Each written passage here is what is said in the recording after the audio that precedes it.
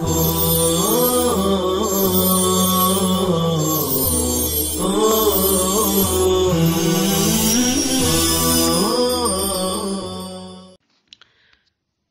اللہ الرحمن الرحیم الحمد للہ رب العالمین والصلاة والسلام علی رسولہ الکریم وعلی آلہ وصحبہ اجمعین اما بعد۔ طلبہ عزیز، قبل اس کے کہ آج ہم باقاعدہ درس کا آغاز کریں، میرے ذہن میں ایک حدیث آ رہی ہے۔ اللہ کے نبی صلی اللہ علیہ وسلم کا ایک فرمان گردش کر رہا ہے، اور وہ ہے علم دین حاصل کرنے والوں کے لیے تصحیح نیت کا ہونا۔ یعنی ہم پڑھنے پڑھانے والوں کو اور علم حاصل کرنے والوں کے لیے ضروری ہے کہ ہم اپنی نیتوں کی تصحیح کریں، اپنی نیتوں کو صحیح کریں۔ ہمارے علم حاصل کرنے کی نیت اور غرض و غایت یہ اچھی ہونا چاہیے۔ دنیا کمانے، نام و نمود، شہرت، دکھلاوے اور کوئی اور دنیاوی غرض نہ ہو، بلکہ صرف اور صرف میرا رب مجھ سے راضی ہو جائے اور اسلام کا یہ پرچم ساری دنیا کے اندر میں پھیلا دوں اور لہرا دوں۔ اس نیت کے ساتھ علم حاصل کرنا چاہیے، اور جس کی یہ نیت ہو، جس کی یہ غرض ہو علم حاصل کرنے کی، تو اس کے لیے اللہ کے نبی صلی اللہ علیہ وسلم نے ایک بہت ہی اعلیٰ فضیلت ذکر کی ہے، بڑی فضیلت ذکر کی ہے۔ چنانچہ اللہ کے نبی صلی اللہ علیہ وسلم کی ایک روایت ہے، یہ حدیث مرسل ہے۔ اللہ کے نبی صلی اللہ علیہ وسلم نے ارشاد فرمایا: من جاءه الموت وهو يطلب العلم ليحيي به الإسلام فبينه وبين الأنبياء في الجنة درجة واحدة، او كما قال رسول صلی اللہ علیہ وسلم، کہ جس شخص کی موت اس حال میں آئے کہ وہ علم کی طلب میں لگا ہوا تھا اور علم حاصل کرنے کی غرض اور اس کی نیت یہ تھی کہ اس علم کے ذریعے سے اسلام کو زندہ کروں گا اور اسلامی احکام پر عمل کروں گا، تو اللہ تعالی کل قیامت کے دن جنت میں اس کا مقام انبیاء کرام علیہم الصلاۃ والسلام کے مقام سے ایک درجہ کم ہوگا۔ یعنی جنت میں اس طالب علم کا جو صحیح نیت کے ساتھ علم حاصل کر رہا ہے، اس کا اور انبیاء کے مقام کے درمیان صرف ایک درجے کا فرق ہوگا، وہ نبوت کے درجے کا فرق ہوگا۔ بس یہ اتنی بڑی فضیلت ہے، لیکن ضرورت ہمیں ہے اس بات کی ہے کہ ہم طلب علم کو صحیح نیت کے ساتھ صحیح غرض کے لیے حاصل کریں۔ دنیا کمانا اور دنیا کی کسی غرض ہمارے ذہن و دماغ میں بالکل نہ ہو۔ بہرحال یہ حدیث ذہن میں آ گئی تو میں نے آپ کے سامنے عرض کر دی۔ اب ہم باقاعدہ سبق کا آغاز کرتے ہیں۔ الکلمۃ لفظ وضع لمعنى مفردا۔ گزشتہ سبق میں ہم نے آپ کے سامنے مفرد کی تحقیق کی تھی اور یہ بتایا تھا کہ مفرد یہ باب افعال سے اسم مفعول کا صیغہ ہے۔ اس کے لغوی معنی ہے اکیلا کیا ہوا، اکیلا بھی بول سکتے ہیں اس کو ایک۔ اور اصطلاحی تعریف یہ ہے کہ مفرد وہ لفظ ہے جس کے جز سے معنی کے جز پر دلالت نہ ہو سکے۔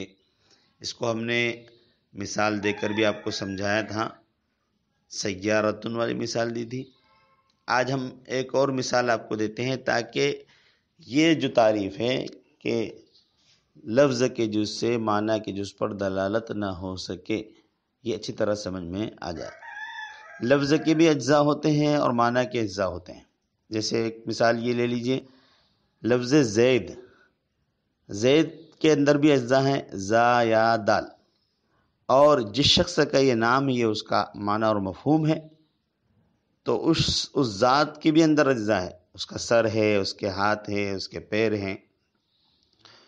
تو لفظ کا جز معنی کے جز پر دلالت نہ کرے کا مطلب یہ ہے کہ اب ذات سے زید کا سر مراد نہیں ہے، یا سے اس کے ہاتھ پیر مراد ہو، یا ہے کہ دال سے اس کا پیٹ مراد ہو، پیٹھ مراد ہو، ایسا نہیں ہو سکتا۔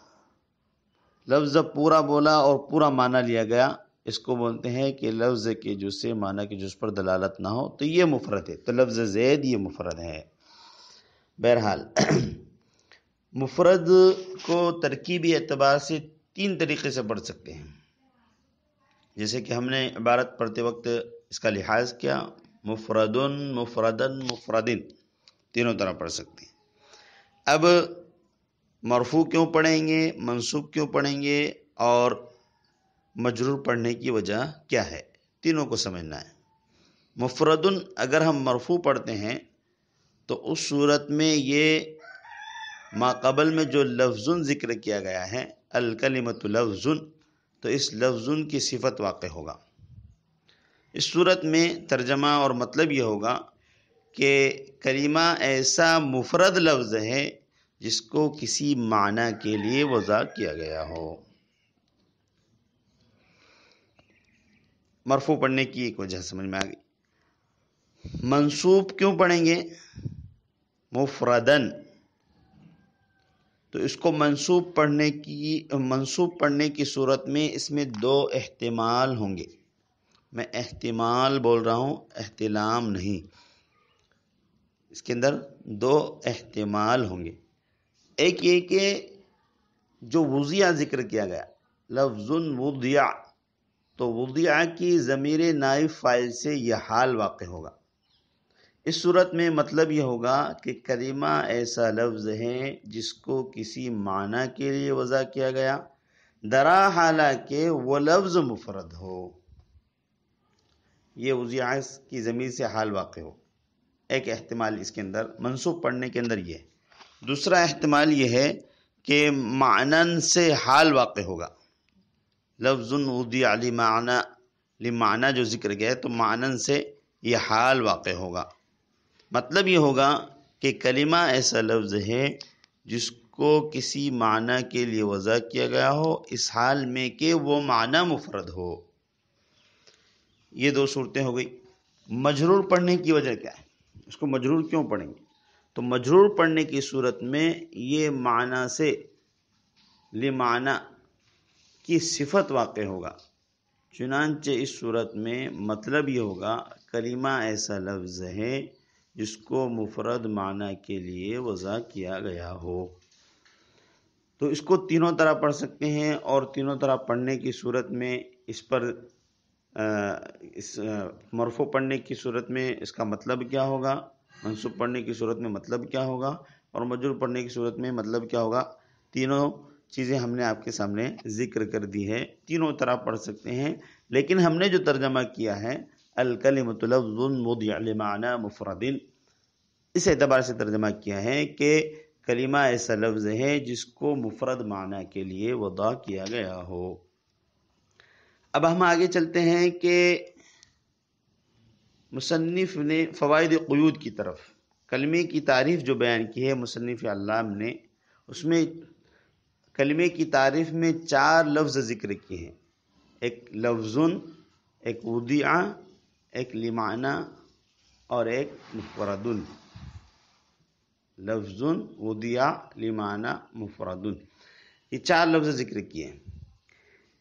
ان میں سے جو پہلا لفظ ہے یعنی لفظ، یہ جنس کے درجے میں ہے، لہذا لفظ بول کر ہر قسم کا لفظ داخل ہو گیا، موضوع، مہمل، مرکب، مفرد، ہر قسم کے الفاظ اس میں داخل ہو گئے، یہ جنس کے درجے میں۔ اور وضع یہ فصل اول ہے، وضع کہہ کر جو محملات ہیں، جو محمل الفاظ ہیں، وہ اس سے خارج ہو گئے۔ وضع لمعنی کہا تو اس سے جو محمل الفاظ ہیں وہ نکل گئے، اس لیے کہ ان کے کوئی معنی نہیں ہوتے، کسی معنی کے لیے وضع نہیں گیا۔ محمل لفظ آپ جانتے ہیں، جیسے آپ نے پڑھا ہے قواعد النحو کے اندر، جیسے زید کا الٹا دیز، اسی طریقے سے ہم بھی عام طور پر بولتے ہیں چائے وائی، پانی وانی، تو اس جیسے چائے کے ساتھ وائی جو بولا ہے یا پانی کے ساتھ وانی جو بولا ہے، تو یہ محمل لفظ ہے۔ تو یہ محمل یہ کسی معنی کے لیے وضع نہیں کیا جاتا، اس لیے یہ فصل کے درجے میں، وضع لمعنی یہ فصل کے درجے میں ہے کہ کلمہ کسی معنی کے لیے وضع کیا گیا، لہذا اس سے محمل لفظ نکل گئے۔ اور مفرد کہاں تو یہ دوسری فصل ہے، اس سے مرکبات نکل گئے، اس لیے کہ اس پر کلام کی تعریف صادق آتی ہے، جس کی بحث آگے آ رہی ہے۔ آج کے درس میں ہم اسی پر اکتفا کرتے ہیں۔ اللہ تعالی ہم سب کو علم نافع عطا فرمائے۔